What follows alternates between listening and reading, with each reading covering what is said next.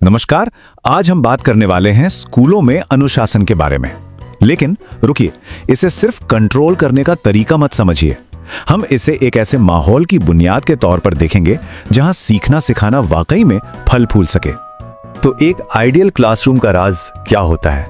ये सवाल ना शायद हर टीचर और पेरेंट के मन में कभी ना कभी जरूर आता है, और इसका जवाब छिपा है अनुशासन के पीछे की साइकोलॉजी को समझने में कि हम इसे देखते कैसे हैं और असल में लागू कैसे करते हैं। तो चलिए इसी बात को थोड़ा और गहराई से समझते हैं।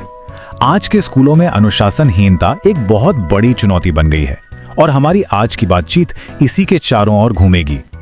और देखिए, ये कोई छोटा मोटा मुद्दा नहीं है। ये एक ऐसी प्रॉब्लम है जिसका असर स्कूल के पूरे माहौल पर और हाँ, स्टूडेंट्स के भविष्य पर भी पड़ता है। इसीलिए हमें कुछ नए और बेहतर तरीकों को खोजने की जरूरत है। तो अब सवाल ये उठता है कि एक टीचर के सामने कौन से रास्ते हैं। समझिए कि वो एक चौराहे पे खड़े हैं जहां से एक अच्छी अनुशासित क्लास बनाने के लिए दो बिल्कुल अलग अलग रास्ते जाते हैं। ये दो रास्ते असल में दो अलग सोच हैं। एक है सकारात्मक उपाय का रास्ता। ये एक ऐसा सपोर्टिव माहौल बनाता है जिससे स्टूडेंट्स में खुद ब खुद अनुशासन आता है, और दूसरा है नकारात्मक उपाय का रास्ता, जो गलत व्यवहार को रोकने के लिए सजा यानी पनिशमेंट पर टिका होता है। तो एक रास्ता बनाता है और दूसरा बस रोकता है। और यहाँ सबसे जरूरी बात यह है कि पॉजिटिव मेजर्स का असली मकसद जबरदस्ती नियम मनवाना नहीं है। असली मकसद है स्टूडेंट्स के अंदर से, जी हाँ, अंदर से जिम्मेदारी और अनुशासन की भावना को जगाना।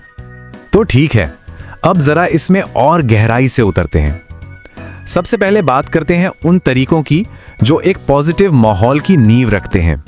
ये हैं पहले 5 कदम। इन्हें आप एक मजबूत स्कूल कल्चर बनाने वाले पिलर्स की तरह देख सकते हैं, जहां हर पिलर दूसरे से जुड़ा हुआ है। सोचिए, जब स्कूल का माहौल ही अच्छा हो, जैसे एक शानदार लाइब्रेरी, बड़ी बड़ी साफ और हवादार क्लासें, एक खुला मैदान, तो ये सब चीजें सीधे सीधे स्टूडेंट्स की खुशी और उनके जोश पर असर डालती हैं। माहौल अच्छा हो तो मन अपने आप पॉजिटिव रहता है और अनुशासित रहने का दिल भी करता है। अब ये बहुत दिलचस्प है। एक टीचर की अपनी पर्सनालिटी, उनका अपना चरित्र, वो एक बहुत पावरफुल टूल है। उनकी सौम्यता, उनकी सहृदयता और सहानुभूति, ये गुण चुंबक की तरह स्टूडेंट्स को उनसे जोड़ते हैं और पॉजिटिव तरीके से प्रभावित करते हैं।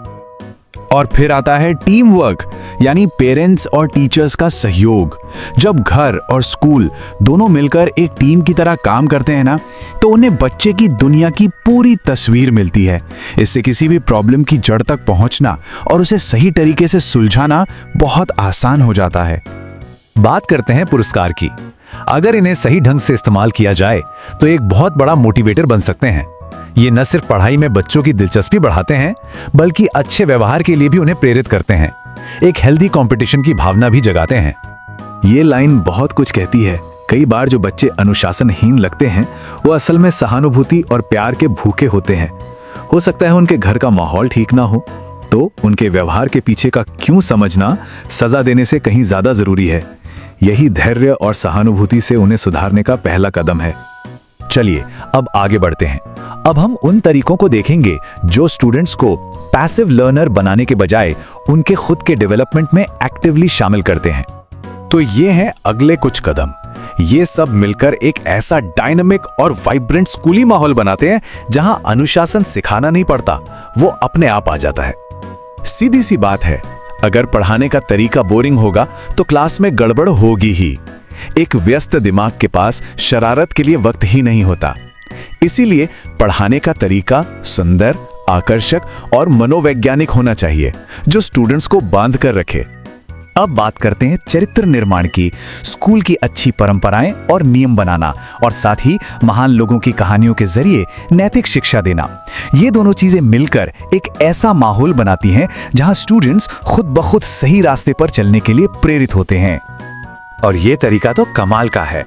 जब स्टूडेंट्स को ही जिम्मेदारी दी जाती है, जैसे छात्र संसद या छात्र मंत्रिमंडल के जरिए, तो वो सिर्फ नियम मानने वाली नहीं रहते, बल्कि सिस्टम का एक अहम हिस्सा बन जाते हैं। इससे उनमें जिम्मेदारी और अनुशासन की भावना नेचुरली बढ़ती है। बच्चों में एनर्जी तो बहुत होती है।